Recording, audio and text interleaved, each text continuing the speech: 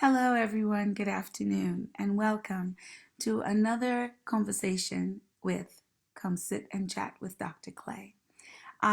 Today's conversation is titled When COVID Has a Face and a Name. Hello, Ian. First, I'd like to say to everyone, please make sure if you have any questions or anything like that, please do not hesitate to type them into the chat area, and I will try my best to address each and every one of them.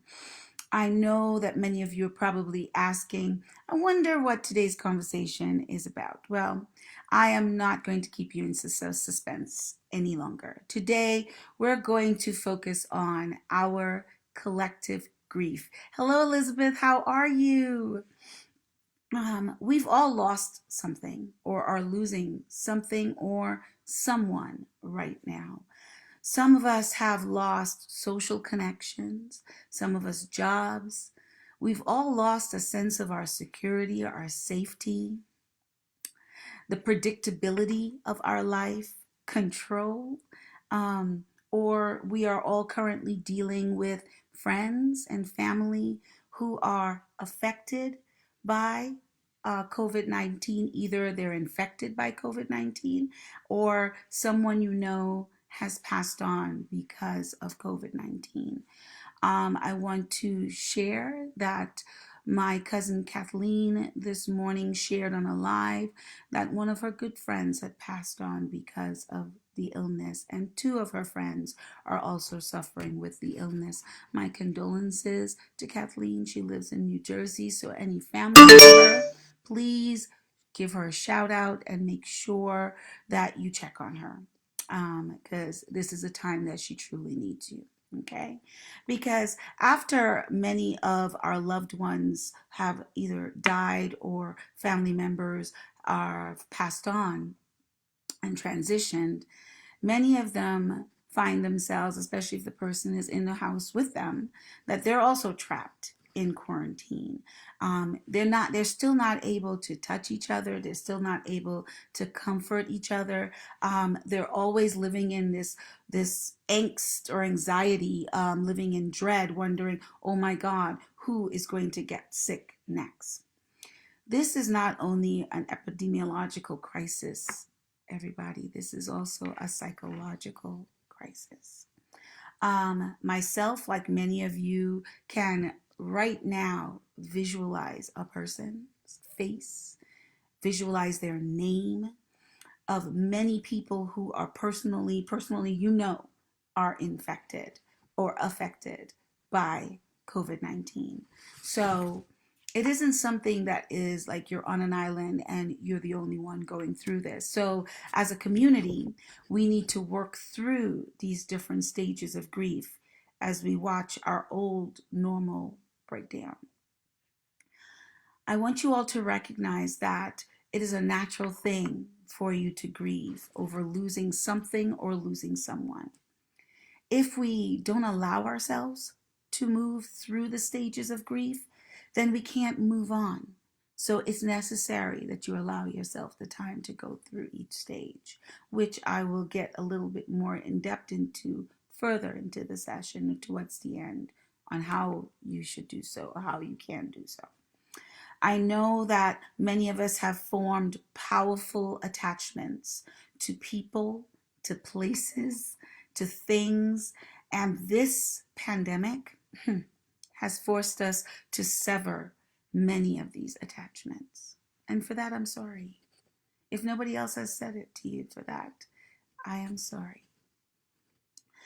This new normal is making us all drift into different moods of sadness, different moods of mourning. And we as social creatures, we need the social support to help us get through these stages of grief. And this is real difficult during this time because many of you are isolated in your homes and you're not able to do the touch, which is very necessary for our psychological development and for our ability to cope with certain things, is that appropriate touch, that we get from our loved ones and our friends. And so I firmly believe that the longer that we're not able to receive this in person support from friends and family during these times of loss, that this will potentially lead to a greater sense of isolation and loneliness, pure loneliness. So I know each and every one of you have daily reminders about illness and death. And this is further fueling the fear that you will experience further loss. I strongly encourage people to stay connected. Use your social support, your social networks, video chat with your family and friends. Call them on the phone, text them, use social media. You guys were using this previously, use it even more so now to keep those connections alive. And this is huge. Don't just do it now only. I also want you to keep doing it even after this lockdown period ends. Please keep checking in on each other and continue to support each other. If nothing else, you will build stronger connections with your friends and your family, as well as with yourself and your own children, because you're home alone with many of them. And you're not the only one that's losing, so are they. I cannot reiterate enough that sometimes when we are going through grief, we may be selfish and may only think it's about us and it's only us that's dealing with it. It's not only us. You can gain strength and your ability to cope from the bonds that you already have existing with family and friends around you currently in your home. So I know that for me, I feel as though many of us are quite resilient and we may be able to handle the changes that are happening because of COVID. But I need you to know that there are many people who are not going to be able to deal with this post COVID. They're going to be chronically unsettled or disrupted, and they're going to need a great deal of support in the recovery period post COVID-19. I don't know about you, but I see that there's an end to this. I know there is going to be a post period, but I also recognize that during that period, there's recovery that's needed, and there is still going to be an impact even after that. Grief is a 5-stage process that you need to be able to go through each and every one of those stages to get to the point of acceptance. So many of you are going to have to gain support from not just only family and friends, but also mental health clinicians as well. So we have, like in our first stage, many of us go through denial. And in this stage, in the first stage of the 5 stages of grief, this is the one that probably helps us best to survive the loss.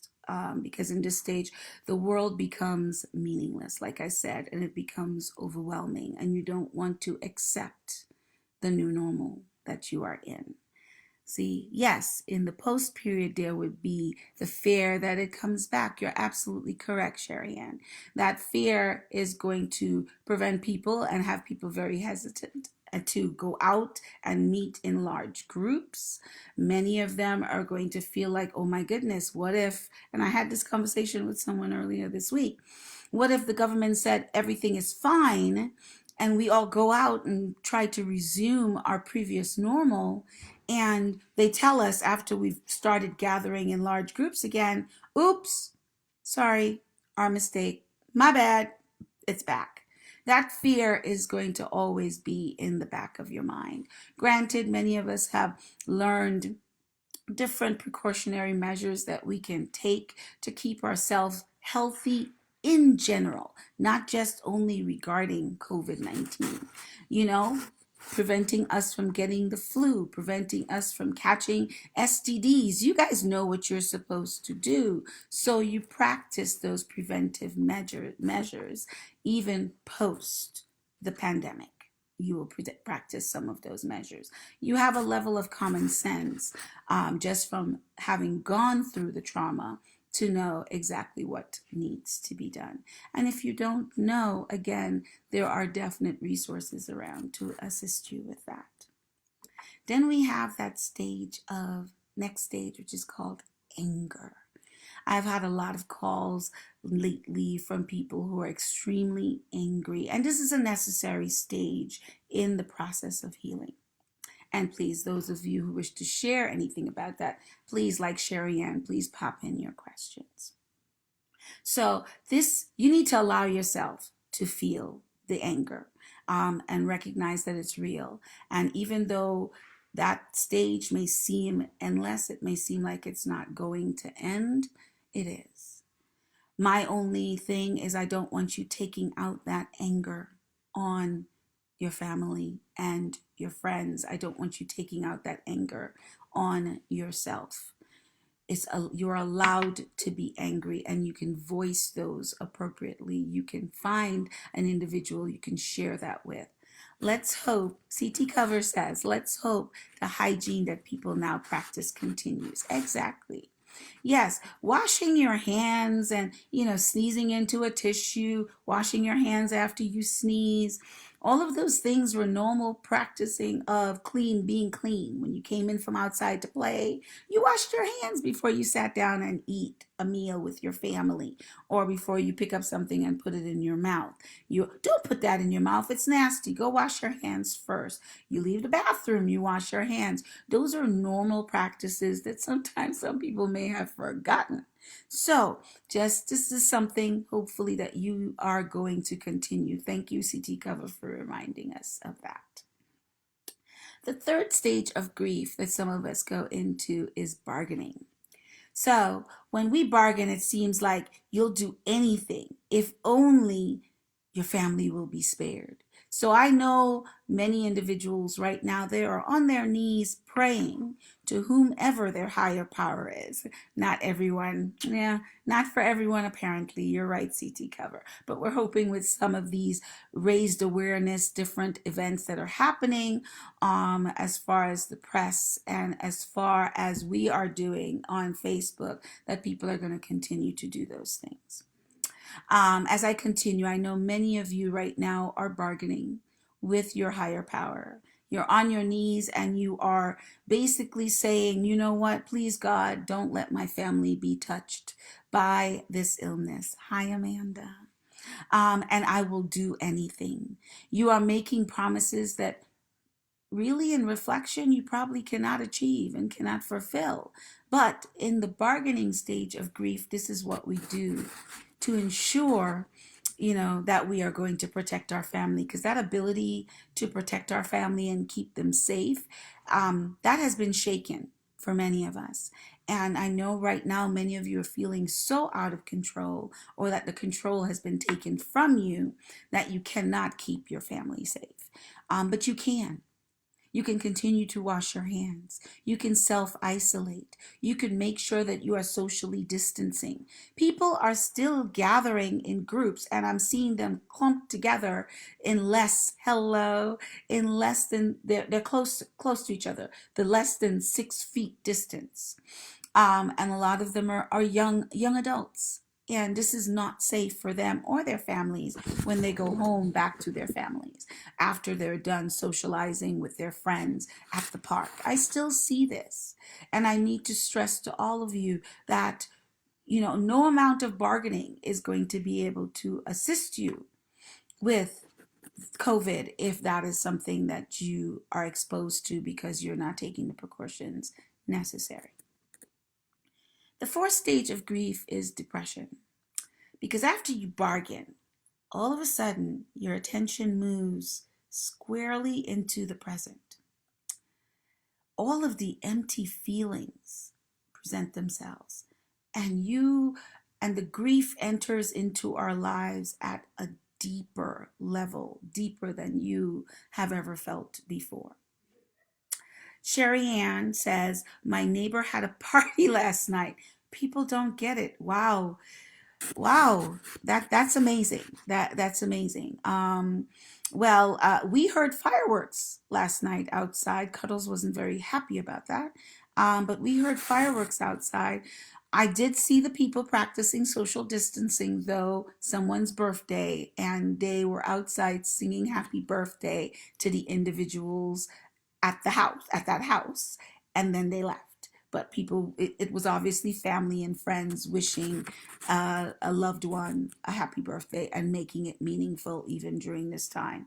But I don't know about a party inside of the house. That would be a no-no. Um, Amanda, I do as well, and some are essential workers, and it's disappointing. Yes, I know, I understand. Many of the individuals who are essential workers, God, thank you for what it is that you are doing at this moment in time. You are definitely at risk, and we recognize that. We know that you're doing your duty, and we appreciate that. Um, but please be safe, protect yourself, and still protect your family. People think it won't reach home. Yeah, but it has. I have names and I see faces. I have family and friends who have been impacted directly by this illness. And I am struggling with the anxiety of I'm not able to get on a plane and go be there with them. And all I can do, as little as it is a lot. I am calling. I am, making sure I'm checking in on them every single day. I'm there as much as I can from the distance that I'm at. Amanda, I have heard and seen this on my social media as well. Yes. All the parties that's happening. Is that what you mean, Amanda? Because yes, so have I. Many of you can have parties. You can have social distancing parties online. You can gather with your girlfriends, meet as a video chat, have a glass of wine, and chat with each other and talk and be there for each other. So there are different ways that you can party without being inside of someone's house. Okay. Um, I'm going to continue on with the fourth stage, which is depression. And I want you to know that individuals who go through this stage, they want to withdraw from life. Many of them are left in this intense fog of sadness. And if you have never gone through depression before, this can be the longest stage within grief. This is a place that many of us get stuck in. This is the area that we worry about self-harm. This is the area where we worry about if the person will ever come back to us. And at these parties, contact tracing would be ridiculous if someone there has it. Exactly. You are definitely correct, CT cover, and we won't be able to find out where it started from. Okay? So I am hoping that during this pandemic, as we are going through the different things that we are losing, be it people and things, and our need to want to go out and socialize, please recognize that you are harming more than you are helping if you are not following some of the suggestions that have been clearly stated by your country and by the world. Hello, Edwards, how are you? So, the final stage is acceptance within grief. Now, these 5 stages can take as long and as short according to the individual who's going through it. But when you are losing a person or even a thing, that you may be losing, or a pet which might be like a child to you. Hi, sorry to be late. It's okay, Edwards. You can always rewind later and, put some of your 2 cents in. Thank you very much. Hello, Denise in Canada. How are you doing? Um, the stage of acceptance is where all of us are going to eventually have to be at. And the reason I'm going through these 5 stages of loss is that loss and grief doesn't just happen because you've lost a person, a loved one. You grieve the things that you cannot do anymore. Many of you who are following the directions, and I thank you for doing that, you are grieving your ability to be the freedom you had to go outside and chat with your neighbor without being 6 feet apart. The ability to be able to drive down the road to your family's home and give them a hug or a kiss when they're going through the loss of a friend. You are missing and grieving the control that you have in general over what you want to do every single day as part of your routine in your life. And because you're grieving this, if you think that you shouldn't allow yourself to go through the stages of grief because of these different forms of loss, you're wrong. You need to allow yourself to go through denial, anger, bargaining, depression, and finally, acceptance. At this stage, this is where you accept the reality and you recognize that this new reality is the permanent reality for now. That we may never like this reality, we don't have to make it okay, but we do have to eventually accept it, because if we don't, we're going to be like those people having parties in houses when they should not be. We're going to be like those individuals who are going outside without their mask, or who are forcing themselves into grocery stores and refusing to wash their hands. We're going to be those individuals who, when they come back from outside, they don't care that their elderly parents and young kids are going to also be exposed to the things that they've been exposed to. So they continue to interact and do not socially distant and do not self-isolate. They know they've traveled and they do not self-isolate. They don't self-quarantine. They know that they've been affected in some way by being around people who have tested positive, and they will not come and self-isolate. I stress the importance of you self-isolating. If you do not care about yourself, please care about others. And know that in self-isolating and actually practicing quarantine, that you are saving others from passing on this illness as well. So here are some things we can do to hopefully cope with this. I need you to acknowledge that grieving at this time can be challenging, but you have to allow yourself to grieve the loss. There are other stress and things that are going to compound on top of you because of the loss, because you're not allowing yourself to grieve. Especially when you start focusing on guilt and you're saying, oh, I'm a bad person, I failed, and you start using those I sentences, and they're not motivating I sentences, they're putting down or self-bullying I sentences. Please start practicing some self-compassion. One of my good friends that I've just recently made in Trinidad, who's a life coach, she shared that, Karine, every single day or every week, we need to practice self-love. We need to practice self-compassion. Things that we're doing for ourselves, looking at ourselves and saying we love who we are. All these, and I was just like, you know what? I'm going to share that in one of our sessions, one of our conversations in the future, dealing with self-love. I know that I'm late, but what happened to your what happened to your hand? Are you finding a creative way to get out? No. Edwards, thank you. But no, I had hurt my hand a while back, and my wrist is kind of acting special and causing me a little bit of aches and pains. So I am wearing the brace so that I talk with my hands. Every movement isn't going to cause me pain. But we could talk more about that in private, Edwards. No, everybody wants to know what's going on with my arm. But thank you for checking on me.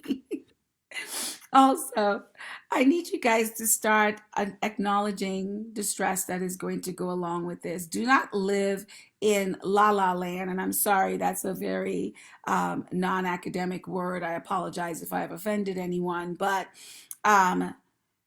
you already know that in dealing in this new normal with this pandemic, there are different things that you are going to go through. There are things that you are not going to be able to handle.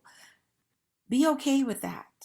Be okay with asking for help. And while I'm on that, asking for help, I'm going to cut and paste the list of all the links that I've shared previously for those of you who are interested. For one of the links is to TTAP for mental health hotline. Hi, mommy.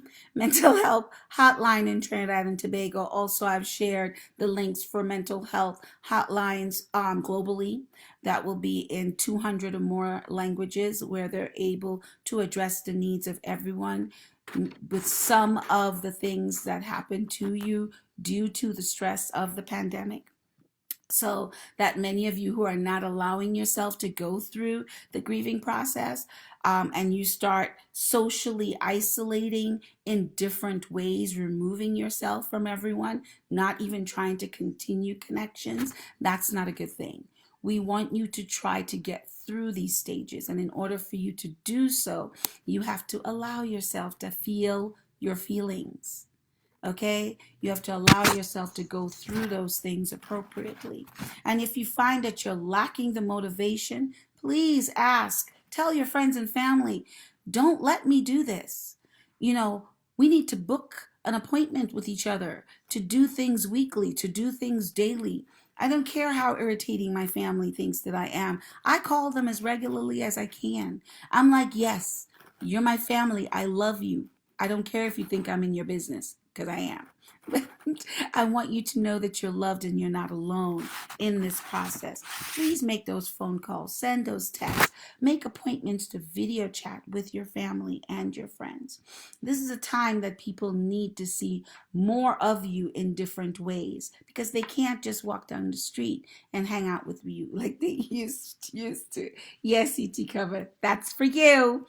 So please also consider minimizing the amount of time that you spend watching the news and reading the news. And, you need to be aware. Don't get me wrong. I don't want you to close yourself out from all forms of media, but overkill can hurt. Overkill can put you into more of a stressful situation and raise your stress levels. So I need you to start creating a coping plan of the things and the people around you that you need to have who are essential. I need you to have a list of those phone numbers. Yep, Amanda, thank you. I need you to have a list. You're hearing that you need to keep in contact with me. Yes, Sherry, and I'm hearing that. Yes, more on fake news. Yes, we have tons of fake news and tons of conspiracy theorists. I have a few of them in my family myself. And and some of the things, remember, conspiracy theory has a percentage of truth and a great percentage of lie. And so I need you to use your common sense in how it is that you're assessing the knowledge that you're receiving. Too much of anything isn't good, especially the news, Lord. All right. Amanda is stressing into her inner Trinidadian. She said, Lord. Yes, Amanda. Wonderful. So I just want you guys to know, put in a plan, just like you put in a plan of budgeting for money, what you're going to be cooking today. You have a plan for, all the different activities you want to do around the house. Have a coping plan of how you're going to cope through this pandemic and how you're going to cope post. Because recovery is something you have to go through. You are having a traumatic experience, and you may not know how to cope through that. You may not have the resilience that you think you have, and that's okay. Amanda said, when do we do watch? We decided not to watch before we go to bed, and it was affecting our sleep. Very good. So, that makes a lot of sense. Thank you very much, Amanda. Yes, just like you wouldn't want your kids watching scary movies who couldn't handle scary movies before they go to bed. Don't watch the news before you go to sleep. It'll keep mixing into your head. It will affect your sleep pattern. It is my connection, or is she freezing? I think it's your connection. Is anybody else seeing me freezing? Because I'm pretty much doing the robot right now. No. But if you see me freezing, just put in yes. Hopefully it's just a connection and it's going to self-correct and get better. Okay? So, like I said, I've listed Trinidad and Tobago Association of Psychologists. I've also listed several suicide hotlines and other hotlines to be able to speak to individuals who are counselors, and all of these conversations are confidential. Nobody's going to share your business in the street. We're not going to share your name or where you live or anything like that. And I know many of you are concerned and worry about those things, but I need you to know that none of those things would happen when you're calling those hotlines and you're calling those and addressing your needs through those different sites. If there's anything that I'm able to assist you with, please don't hesitate to send me a quick messenger or WhatsApp, whichever is your mode of communication, text, and ask me any questions. And if I'm not able to answer, I promise you I will point you in the correct direction. I want you all. Okay, yes, some. Okay, so hopefully it's fixing itself. I want you all to practice self-isolation. Please continue to wash your hands. Continue to use hand sanitizer. Please continue to keep your social distancing 6 inches apart or greater if possible. Find different things that you're able to do that is going to assist and help you in being able to handle this pandemic. Please do so. Positive things to do. I think it's even more difficult as you don't know when this would end and how change the post-pandemic could be for each of us. Thank you. Yes, you're right, Edwards. We don't know what this is going to look like for each and every one of us. Many of us who may have gone through different going through post-traumatic stress may have a resilience to it, and may have developed the ways and coping to be able to handle it. But some of us, if this is our first time going through a traumatic experience, then yeah, it might be very difficult for us to be able to cope post. It's difficult for us to cope during, and there's help out there, and I need you to access that assistance. If you're not accessing mental health assistance, access the assistance from your friends and family who are positive. Please stay away from negativity. Please stay away from other individuals who want to have pity parties with you. This is not the time for that. We're supposed to be bolstering each other, supporting each other through this, not going through pity parties.